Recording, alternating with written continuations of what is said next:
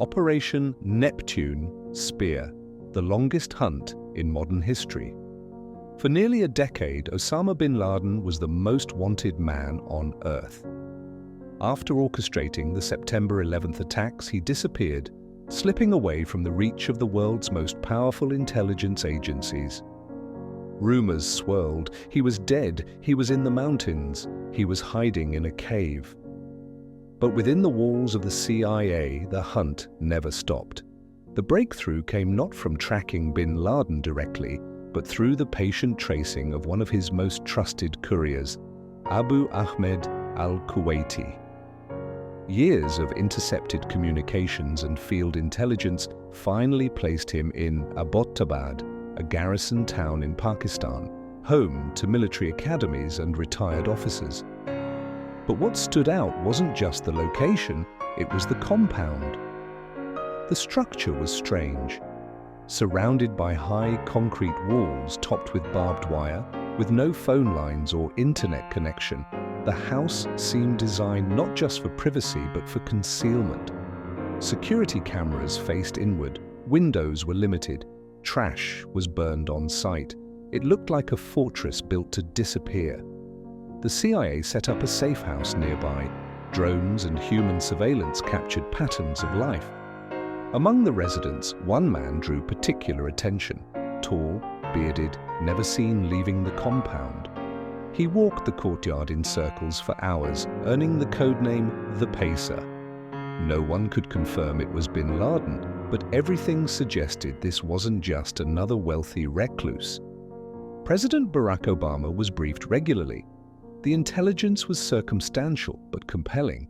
The target might be the most dangerous terrorist in modern history. If they were right, they could end a chapter of pain and fear. If they were wrong, the political fallout would be enormous. And if the mission failed, a diplomatic catastrophe with a nuclear-armed ally. Still, Obama gave the go-ahead for an elite kill or capture mission. The operation was named Neptune Spear. The job would fall to the Naval Special Warfare Development Group, better known as SEAL Team 6. The unit began rehearsals using a full-scale replica of the compound. Night after night, they practiced insertion, breach, movement, and exfiltration. The plan was built on precision, no room for mistakes. Capture was preferred, but dead was acceptable. Orders were clear: do not alert the Pakistani government, avoid civilian casualties, confirm the identity. If he resists, terminate. 10 years after September 11th, America's most secretive warriors prepared for the most high-stakes raid of their lives. But even the best-laid plans don't survive first contact. And this operation? It would begin with a crash. The night of the raid. On the night of May 1st, 2011, two specially modified Black Hawk helicopters lifted off from Jalalabad, Afghanistan, carrying 23 Navy SEALs, a Pakistani-American interpreter, a military dog named Cairo, and a CIA operator. The target, a mysterious compound in Abbottabad, Pakistan. The mission, eliminate or capture Osama bin Laden. The helicopters were fitted with stealth modifications, special rotor designs and radar-absorbing skin meant to avoid Pakistani air defenses. Their route was planned to thread the needle through radar gaps and natural cover. It was a gamble, but one they had to take. Pakistan wasn't informed.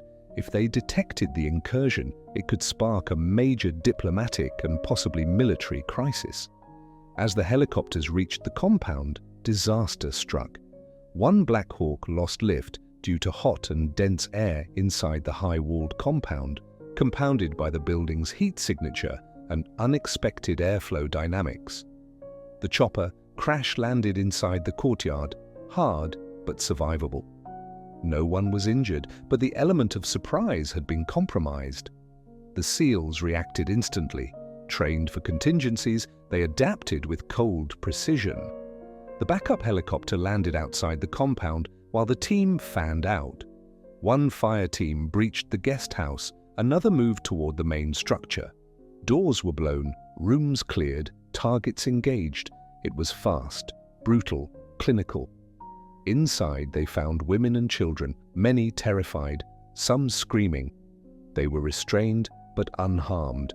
The SEALs advanced floor by floor through the main building, clearing each level as they ascended. Then came the top floor.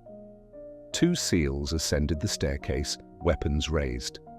At the end of the hallway, Osama bin Laden appeared, peeking from a bedroom doorway. He retreated. The SEALs followed. One of them, later identified as Robert O'Neill, saw bin Laden reaching toward what might have been a weapon. He fired 3 shots, 2 to the chest, 1 to the head. Bin Laden collapsed. His body was identified by facial recognition and the people in the house. His remains were taken along with computers, hard drives, and documents. The SEALs set demolition charges on the downed helicopter to destroy sensitive equipment. Then, carrying bin Laden's body, the team evacuated on the remaining Black Hawk. Total time on the ground, 38 minutes. Back in the White House, President Obama, Secretary Clinton, and military leaders watched in tense silence as the operation unfolded via audio feeds and drone visuals. When the call came through, Geronimo EKIA, enemy, killed in action, the room exhaled. The mission was a success. Hours later, Obama addressed the nation. Justice has been done. But the raid would set off a firestorm. Questions about Pakistan's role, the legality of the mission, and the geopolitical consequences. The SEALs disappeared into anonymity. Their mission, though public, would remain cloaked in secrecy. Operation Neptune Spear had succeeded, but its echoes would ripple through history. The global aftershock. The moment President Obama confirmed that Osama bin Laden was dead, the world reacted in a tidal wave of emotion. In the United States, crowds gathered outside the White House chanting, "USA, USA," as if a national weight had been lifted. After a decade of war, fear, and uncertainty, the symbolic mastermind behind 9/11 had been found and eliminated. But beyond the cheers, the political and diplomatic fallout was just beginning. First came the storm over Pakistan. How could the world's most wanted terrorist live for 6 years undetected in a compound just a stone's throw from the Pakistan Military Academy, often referred to as the country's West Point? The Pakistani government denied knowledge, but suspicion ran high in Washington. Had elements within Pakistan's intelligence services, especially the powerful ISI, Inter-Services Intelligence, been complicit, or had they simply been incompetent? The raid, carried out without Pakistani consent or knowledge, was a clear violation of national sovereignty. Yet no military retaliation followed.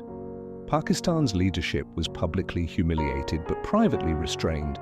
The US-Pakistan relationship, already fragile, fractured further. Funding was questioned, trust collapsed, and intelligence sharing became more limited, especially regarding operations in Afghanistan. Globally, Al-Qaeda was thrown into chaos. Bin Laden had been more symbolic than operational in recent years, but his death created a power vacuum. Ayman al-Zawahiri, a less charismatic and more cerebral figure, took over, but the group began to fragment. New threats emerged. ISIS, born from the remnants of Al-Qaeda in Iraq, would soon rise, more brutal and more media-savvy than its predecessor. The raid also sparked intense debate over legality and ethics. Was it a sanctioned assassination or a legitimate military operation? Should bin Laden have been captured and put on trial, or was killing him the only viable option? Human rights organizations raised concerns, but most Western governments supported the action. For the US, the mission was a demonstration of reach, resolve, and capability. For others, it raised fears of unchecked American power. And then there was the conspiracy machine. Skeptics questioned everything, from the absence of publicly released photos of bin Laden's body to the rapid burial at sea. The US government explained that burial within 24 hours was in accordance with Islamic custom and done at sea to prevent any grave becoming a martyrdom shrine. But for many, the secrecy only fueled suspicion. Meanwhile, the SEAL Team's 6 operators returned to obscurity. No public credit, no medals on TV, their identities classified, but whispers and leaks began to circulate, culminating in books and interviews years later. Some celebrated, others condemned within the special operations community for breaking the code of silence. The impact of Neptune Spear reached far beyond one compound in Abbottabad. It reshaped global counterterrorism policy, redefined US doctrine on unilateral action, and reinforced the importance of precision intelligence and elite forces in modern warfare. It proved that the long arm of justice could extend into the shadows and strike fast and final. But it also signaled a new chapter, a world where enemies hide in plain sight and warfare depends not only on strength, but on information. The hidden side of the operation. For all its precision and coordination, Operation Neptune Spear was more than just a military strike. It was the product of a vast, hidden ecosystem of intelligence, technology, secrecy, and political calculation. Behind the 38-minute raid were years of shadow work, and behind every bullet fired were decisions made in silence, far from any battlefield. It all began with intelligence. Contrary to Hollywood depictions of omniscient spy agencies, the hunt for bin Laden was slow, fragmented, and riddled with uncertainty. The key breakthrough, tracking his courier, came from years of detainee interrogations, wiretaps, surveillance, and analysis of tiny inconsistencies in data. The CIA built a pattern of life based on indirect clues, not confirmed sightings. At no point before the raid was there 100% certainty that bin Laden was in the Abbottabad compound. This uncertainty created massive internal debate. Within the Situation Room, advisors were divided. CIA Director Leon Panetta supported action. Others feared a disaster on par with the failed Iranian hostage rescue in 1980. Some likened the compound to a fortress that could be filled with explosives. President Obama, weighing every possible outcome, chose the riskiest but most precise option, a surgical strike by SEALs rather than a bombing or drone attack, to allow for confirmation. Then there was the technology. The stealth Black Hawks used in the raid were so classified that even the pilots hadn't flown them before the rehearsals. Their design helped evade Pakistani radar, but even their existence was a secret. When one crashed and had to be destroyed on site, it left behind wreckage that shocked the world, revealing US capabilities that had been carefully hidden. Inside the SEALs' helmets were night vision optics, encrypted communications, and real-time data links. The mission was monitored live via drone feeds by the White House and CIA. In many ways, Neptune Spear was the culmination of next-gen warfare, technology-enabled, intelligence-driven, and covert. Yet perhaps the most complex aspect of the operation was what happened after the shots were fired. Inside the compound, the SEALs collected not just bin Laden's body, but hard drives, USBs, notebooks, and documents. These would become one of the largest intelligence hauls in modern history, revealing Al-Qaeda networks, future plots, and the inner workings of a fractured organization. Then came the handling of bin Laden's corpse.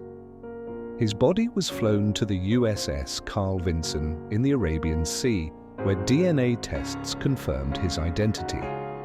He was given a Muslim burial at sea, wrapped in white cloth, prayers recited by an Arabic-speaking officer. The intent was to deny extremists a shrine and follow religious protocols, but it also added to the mystique and controversy. And what about the SEALs? They returned to their base without fanfare, knowing they'd carried out a mission that would define history, but also one they could never speak about. No interviews, no medals in public, just silence. Their identities were protected, though leaks and books would later change that. Some struggled with the pressure. Others kept training, preparing for the next mission that would never make headlines. What the world saw on May 1st, 2011 was the tip of the iceberg. What lay beneath was a hidden operation built on risk, sacrifice, and secrets, many of which may never be fully revealed. Legacy and lessons of Neptune Spear operation. Neptune Spear was more than a military success. It became a defining moment in the global war on terror. But its true impact wasn't just in the elimination of Osama bin Laden. It lay in the message it sent, the questions it raised, and the precedent it set for the future of warfare and intelligence. At the most immediate level, the mission restored a sense of justice for millions of people, particularly Americans, who had waited nearly a decade for accountability after 9/11.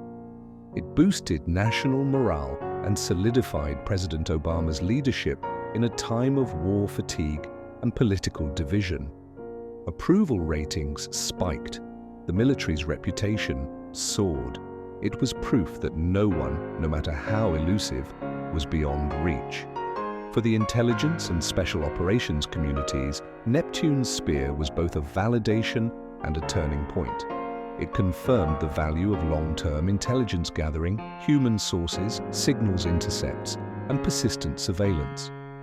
It proved that precision operations carried out by small, elite units could be more effective and less destructive than full-scale invasions or drone strikes.